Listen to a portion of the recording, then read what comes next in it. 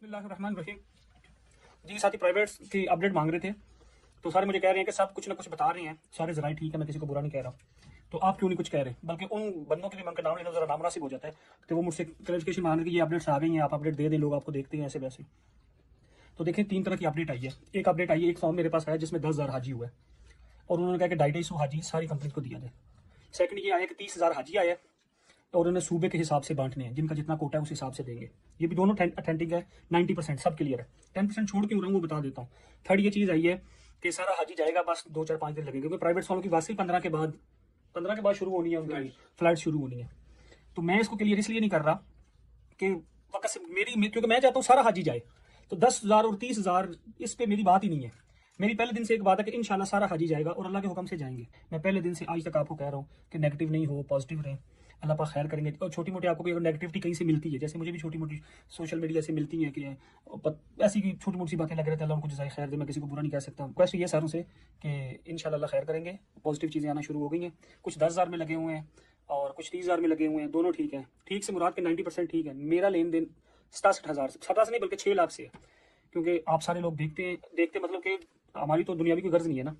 तो अल्लाह पाक खैर करें। बाकी आप दुआ में याद रहें, दुआ में लगे रहें, इंशाल्लाह अल्लाह पाक खैर करेंगे। मैं फर्स्ट डे भी यही बात की थी, आज भी यही कहता हूँ कि कोई भी हाजी इंशाल्लाह नहीं रहेगा, सारे हाजी जाएंगे।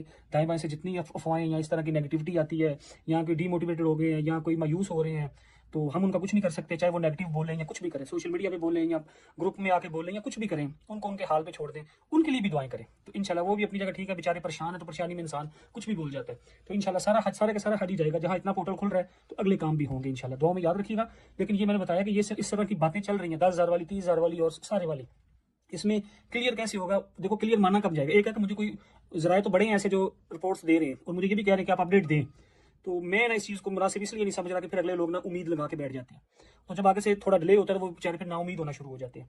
तो इसलिए ये चीज़ याद रखिएगा कि जैसे ही यहाँ पाकिस्तान गवर्नमेंट इस चीज़ का ऐलान करे, यहाँ सऊदी गवर्नमेंट करे, सऊदी गवर्नमेंट ने तो मुल्कों को ही कहना है, फिर मुल्क में कोई भी आके बोल देगा, सोशल मीडिया का जमाना सारे कर देंगे। आप दुआओं की तरफ मुतवज्जे रहें, इंशाल्लाह अल्लाह पाक खैर करेंगे।